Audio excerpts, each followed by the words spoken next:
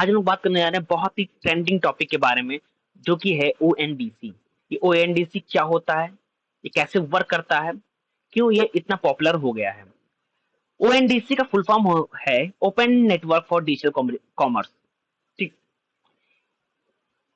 इसकी जरूरत क्यों पड़ी? हमारे पास बहुत सारे प्लेटफॉर्म थे, जैसे शॉपिंग के लिए अगर हम बात कर लेते हैं, अमेजोन था, फ्लिपकार्ट था।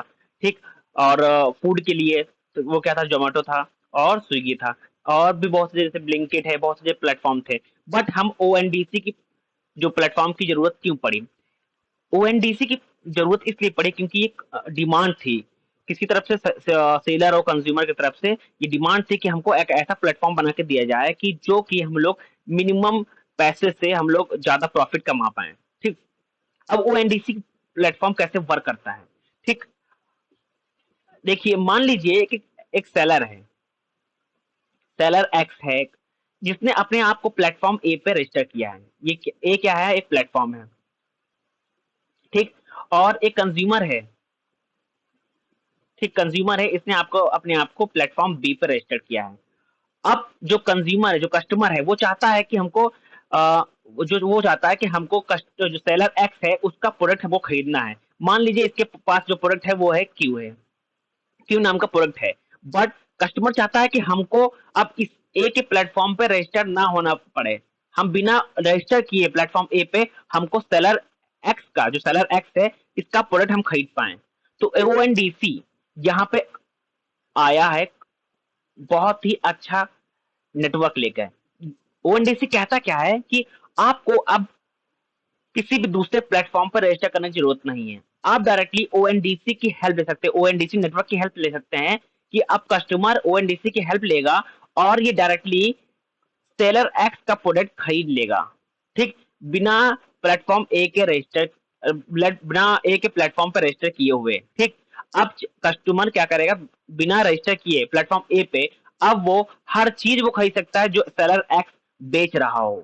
ठीक, और ये किसकी हेल्प ले सकता है? ओएनडीसी की हेल्प सकता है। ओएनडीसी प्रोवाइड करता है कि आप बिना किसी भी प्लेटफॉर्म, अदर प्लेटफॉर्म पर रजिस्टर किए बिना उस सेलर का सामान आप खरीद सकते हैं with the help of ONDC. ये है इसका यूज ओएनडीसी का। पहले क्या होता था, अगर पहले प्लेटफॉर्म की बात करें हम लोग, जैसे कि अमेजोन हो गया। ठीक, अगर अमेजोन हम लोग फ्लिपकार्ट की बात करें, इनका एक होता था, ऐप होता था। ऐप है, सॉफ्टवेयर है, वेबसाइट है। ठीक, ऐप है, तो ऐप है और वेब एप्लीकेशन है। ठीक, यहाँ पे आप लोग इसको क्या करते थे? पहले साइन इन करते थे। ठीक, आप आपको कुछ सामान खरीदना हो तो डायरेक्टली जो जो सेलर हैं, जो सामान बेच रहे हैं, वो यहाँ पे पहले अमेजोन पे रजिस्टर करते थे अपने आप को। रजिस्टर करने के लिए इनको फीस देना पड़ता था, कुछ रजिस्ट्रेशन फीस चार्ज देना पड़ती थी। वो होती 15 से 20 या 25% इनको कमीशन देना पड़ता था, चार्ज देना पड़ता था। ठीक, अब जो भी सामान एक कस्टमर है, ठीक, कस्टमर बी है, इसको कुछ सामान खरीदना होता था तो ये अमेजोन की वेबसाइट पे आता था, एप्लीकेशन पे आता था, मोबाइल एप्लीकेशन पे आता था, और यहाँ पे जो सेलर के दिखाए हुए प्रोडक्ट, ठीक, वो यहाँ पे खरीद सकता था। बट अगर जो अगर इसको कोई और प्रोडक्ट चाहिए होता जो अमेजोन पे नहीं है, ठीक, कोई और सेलर बेच रहा, वो जो अमेजोन पर रजिस्टर्ड नहीं है, बट अमेजोन से वो चीज नहीं खरीद सकता था क्योंकि वो चीज वहां पे डिस्प्ले ही नहीं हो रही है। अब उसको, अगर वो चीज मान लीजिए, जो अगर उसको चाहिए प्रोडक्ट ए नाम का, ठीक, अब जो प्रोडक्ट है वो अमेजोन पे वेबसाइट पे अवेलेबल नहीं है। तो अब जो कस्टमर है फ्लिपकार्ट की वेबसाइट पे जाएगा, यहाँ देखेगा, अगर यहाँ पे वो ए सामान का सामान मिल रहा है तो फिर यहाँ से वो खरीद सकता था। बट फ्लिपकार्ट पे सामान खरीदने के लिए यहाँ पे भी क्या करना था, उसको अपने आप को, कस्टमर को क्या करना पड़ता था? साइन इन करना पड़ता था, आईडी बनानी पड़ती थी। ठीक, और आईडी बनाने के बाद तभी वो परचेज कर पाया था। बट यहाँ पे ओएनडीसी का रूल आ गया। ओएनडीसी कहता क्या, आप आपको कस्टमर एक ही प्लेस पे सिर्फ रजिस्टर करना होगा, एक ही प्लेटफॉर्म पर रजिस्टर करना होगा। एक ही प्लेटफॉर्म पर रजिस्टर करके वो कई प्लेटफॉर्म का प्रोडक्ट को बाय कर सकता है, खरीद सकता है। ये होता है ओएनडीसी का यूज।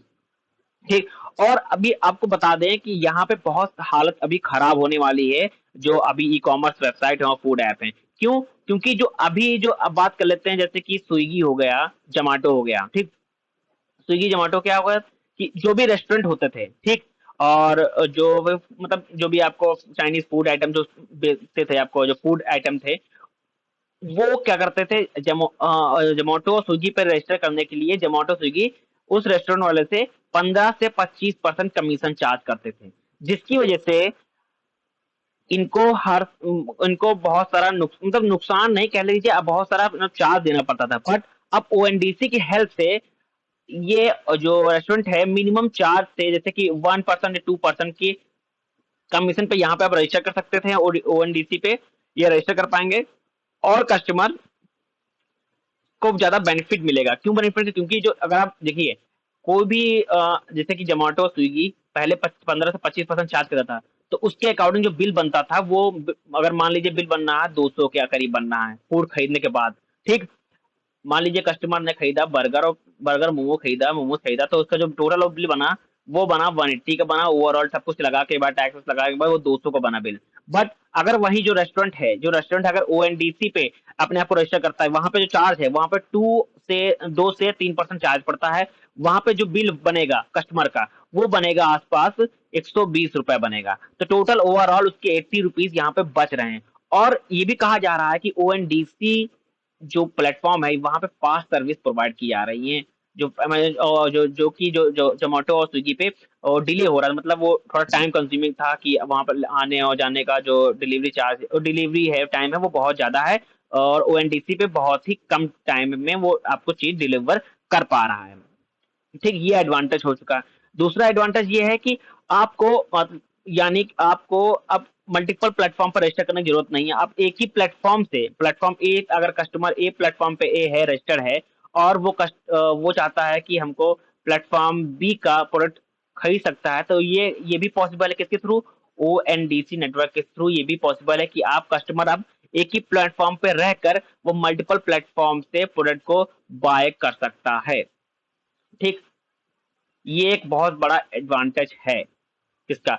अभी जो बता दें आपको कि ओएनडीसी सिर्फ 5 स्टेट में ही चालू की गई है, जिसमें से दिल्ली हो गया, बेंगलोर हो गया, भोपाल हो गया, इन जैसे जो बड़े बड़े शहरों में यही चालू की है। बट ये देखा गया है कि ओएनडीसी की चालू होते ही फर्स्ट जो राइड है, बेंगलोर की बता दें, बेंगलोर की जो फर्स्ट राइड है वो हो गई है, 35,000 राइड हुई है पर डे में, मतलब 35,000 ऑर्डर किए गए हैं with the help of ONDC.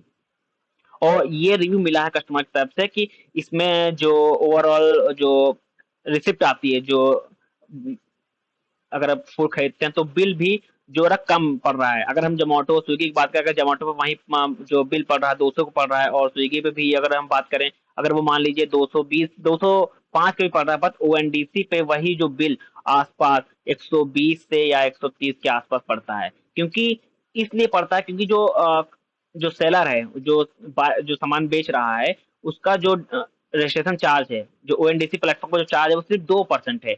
जो बाकी जो प्लेटफॉर्म की बात करें जोमेटो स्विगी की, उसकी जो प्लेटफॉर्म चार्ज है वो 15 से 25% चार्ज है। इसकी वजह से इनको ज्यादा फीस देनी पड़ती है बाकी प्लेटफॉर्म पे। बट ओएनडीसी पे ऐसा बिल्कुल नहीं है। एक और माइंड में आ गया कि ओएनडीसी कब चालू किया गया है। ठीक, ओएनडीसी की लास्ट मंथ में चालू किया गया है, 29 अप्रैल को चालू किया गया। वो पहले ही ये दिन इसने कमाल कर दिया, 35,000 से ज्यादा ये राइड पर डे बुक कर पाया। ठीक, पर डे ये हुआ बुक कर पाया। ठीक, अभी ये देखना है कि ये यूपीआई की तरह कैसा धमाल मचा पाएगा, क्योंकि यूपीआई 2016 में इसने भी आकर ही बूम बचा दिया था कि मतलब जो ट्रांजेक्शन है वो ऑनलाइन ट्रांजेक्शन, वो इसने एक नया रिकॉर्ड ही काम कर दिया। अब ये देखना क्या है कि ओएनडीसी की क्या यूपीआई की तरह